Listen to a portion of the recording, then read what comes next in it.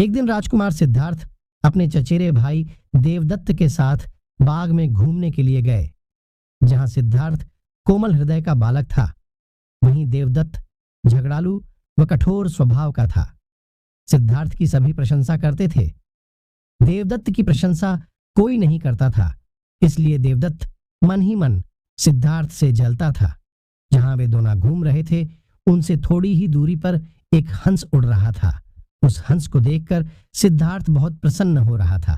तभी देवदत्त ने कमान पर तीर चढ़ाया और हंस की ओर छोड़ दिया।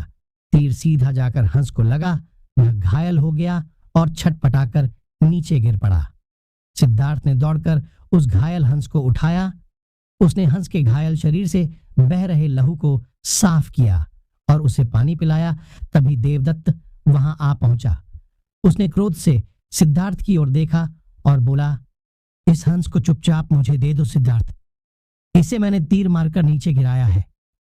नहीं, सिद्धार्थ ने हंस की पीठ सहलाते हुए उत्तर दिया, मैं इस हंस को तुम्हें नहीं दे सकता। तुम निर्दयी हो, तुमने इस निर्दोष हंस पर तीर चलाया है। यदि मैं इसे न बचाता तो इस बेचारे की जान चली जाती। देखो सिद्धार्थ, देवदत्त उसे घूर कर बोला, यह हंस मेरा है, इसे मैंने तीर मारकर नीचे गिराया है, इसे चुपचाप मुझे दे दो। यदि नहीं दोगे तो मैं राज दरबार में जाकर तुम्हारी शिकायत करूंगा। सिद्धार्थ ने उसे हंस देने से साफ साफ मना कर दिया। देवदत्त राजा शुद्धोदन के दरबार में जा पहुंचा और सिद्धार्थ की शिकायत की। शुद्धोदन ने उसकी शिकायत को ध्यानपूर्वक सुना, फिर सिद्धार्थ को बुलावा भेजा। कुछ ही देर में सिद्धार्थ हंस को लेकर राज दरबार में उपस्थित हो गया। राज दरबार के ऊंचे सिंहासन पर राजा शुद्धोदन बैठे थे। आसपास के नीचे आसनों पर राज्य मंत्री तथा अन्य पदाधिकारी बैठे थे।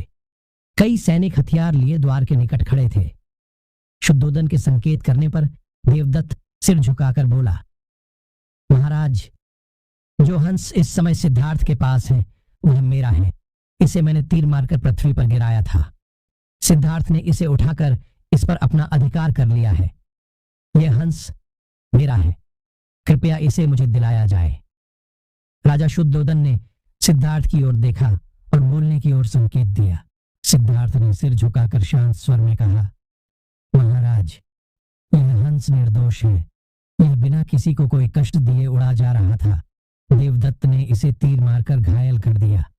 मैंने इसका उपचार किया है, इसके प्राण बचाए हैं। मैं समझता हूं कि प्राण लेने वाले से अधिक प्राण बचाने वाले का अधिकार होता है। मैं आपसे प्रार्थना करता हूं कि यह हंस मेरे पास ही रहने दिया जाए। मैं इसे बिल्कुल स्वस्थ करके आकाश में उड़ा देना चाहता हूं। शुद्धोदन ने अपने सभासदों से विचार विमर्श किया। वे सभी एक ही स्वर में बोले, महाराज, राजकुमार सिद्धार्थ का कहना बिल्कुल ठीक है। जीवन लेने वाले से बचाने वाले का अधिक अधिकार होता है। अतः हंस राजकुमार सिद्धार्थ के पास ही रहने देना चाहिए।